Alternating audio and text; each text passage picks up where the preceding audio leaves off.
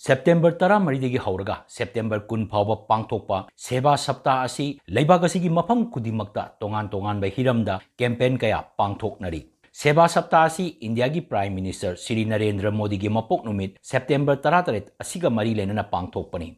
Miyamgi seba tawbo oina lamtu sengdokpa haksel gi kemna chingba kaya pangthoktuna leibak asina community gi service kaya tawbugi mathakta Shri Narendra Modi na Prime Minister oirapadagi honglakliba leibak amadi leibak asigi political culture gi matangda thoidok hendokna khannaba amadi hainaba kaya sabha asigi manungda uri.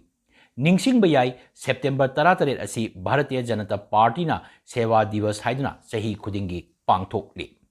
India na malingi atay leibak singa sangdam na duna leibak asigi mafam kadayda leiribagi haibasisu Seba Saptah asigi manungda chaw na nainaba wafam ni.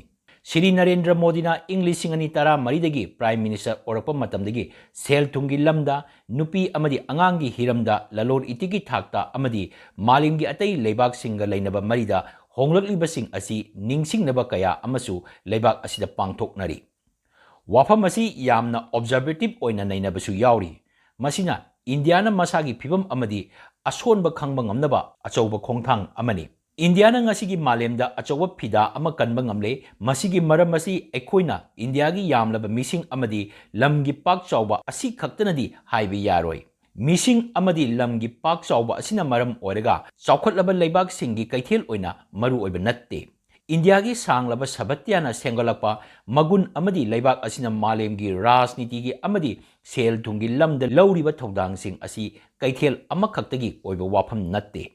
India gi lalon posing asi malemgi chaukhatlaba amadi chaukhalagliba leibak singda yonba ngamliba asimangna India gi top magun ama leiri haibasi taklibani.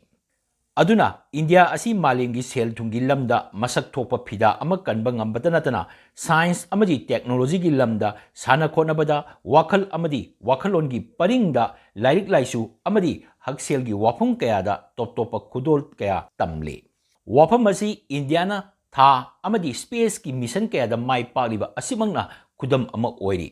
Apunba Indiana malengi atay leibak singa changdamnabada amadi mari leinabada lauriba thodang asida top masak ama thopa ngamlabasu Indiana manunggi oiba hiram kaya da singnaba kaya ama leiri. India manungda leiriba kangluk kaya gi marakta leinariba mari chaukhatpagi thakta khenariba amadi miyamgi marakta leiriba umkhatnaba kaya asi manunggi oiba achauba singnaba singni. Lining loan amadi kanglukki thakta leiriba muknaba kaya asi Indiana karamna wakhaigadagi haibasi chapchaba poram ama leitribadawna tawri. Aduna maram oirga India gi leibak ama natraga amada noma kangdana chaukhatpagi lam amada kanglup ani gi marakta nungainadaba wa kaya thokli. India gi naharol singna matamga chanaba mongda thabak ingkhang tawba ngamnaba National Education Policy lisingani kun leiri. Adubu naharol sing adugi wakhalda haukiba sahi kaya gi lining loan amadi caste ki tharum adumak leibagi mami India da ngasisu uri. Haibadi India gi ngasigi mirolda itihas gi lehmauba makha kaya ama adumak lairibagi mami tari. Mami asina India gi political culture aduda phongdoklaktuna kangluk ki marakta umkhatnaba kaya ekhoina uri. Indiana malemda lauriba phida asisu yengba amadi leibak manungi oiba itihas gi loisil haudraba phibam singchu yengba changi. Adumangna arangba amadi akanba India ama sengatpa ngamgani. Leibak manunggi umkhatnaba haibasi apunba leibaki oina hotpa lanthunggi angka ngaktana lepa yade. Angka sing aduda leibak asi kanglup singi phida karamna phagat hangadagi haibasiju achoubu wafam amani. Seba Saptah asigi manung chanboina leibaki oiba campaign Manipur su chathari. Leibak asigi chaukthoksaba amadi masigi mating phagatnaba Manipur nasu Saptah asigi hiram kayada saru yari. Masiga loinana Manipur na leibak asigi manungda masak thopa phida ama karamna phangba ngamnaba Manipur gi kangluk khudimaki masak amadi magunda malengi oiba thak khudimangna chanana sengbadagi haibasisu seba gi pandam ama oigadabani.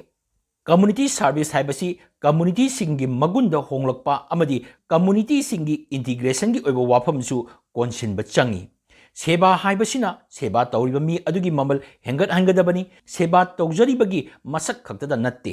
Seba samaj ki wafamni animaki mari phagaran ba haibasi chaukhatpagi masak amani.